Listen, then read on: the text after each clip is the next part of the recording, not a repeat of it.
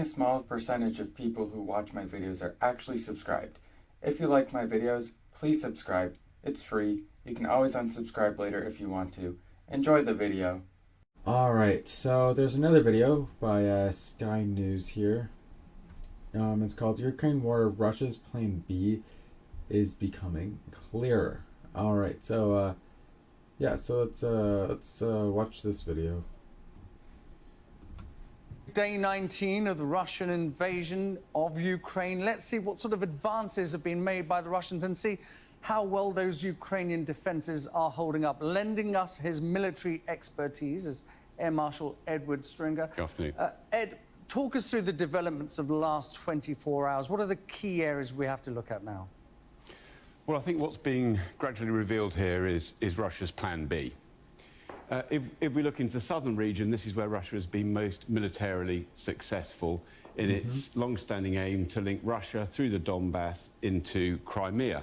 Though you will note that Mariupol is still holding out, and we've seen those terrible scenes of the city being bombarded.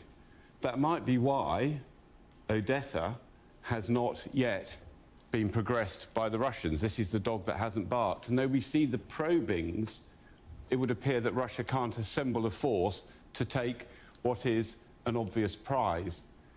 If we come up to the east, similarly, we see probings here that would cut off this pocket where you've marked up Ukrainian forces. Clearly a sensible military thing to do, but the Russians appear able to assemble a force that could complete it.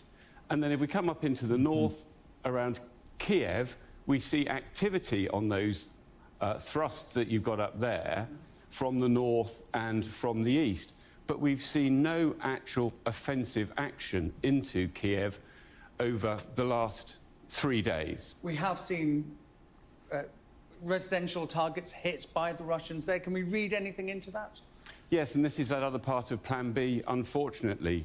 As we have been saying, the likely next move, if they haven't got the forces that can actually seize and take these cities, is to surround them, bombard them, and put pressure through the population, through terrorizing the population on Zelensky, to force him to negotiate and give Russia something for this military adventurism. And can that would be absolutely devastating if that actually happened, where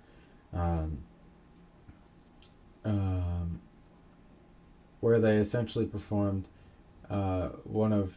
something that Hitler was actually famous for in his military strategies, which was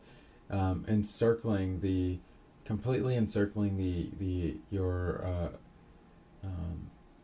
enemy's armies, and forcing them to surrender and beat them down that way. So we've seen that work in the past. I just hope that it somehow doesn't work this time.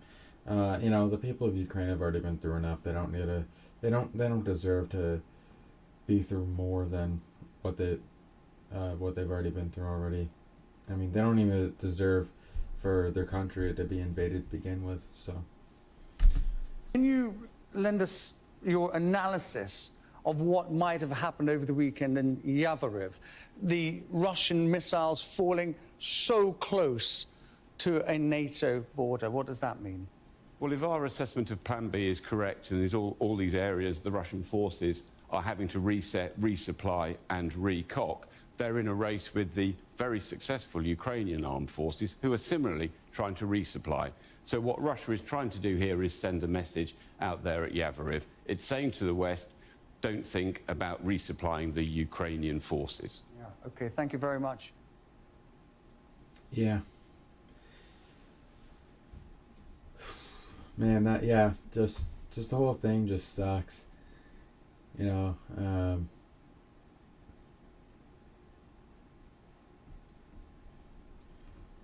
Gosh, I really wish the people of Ukraine didn't have to go through this, but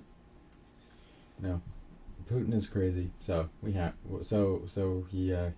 to.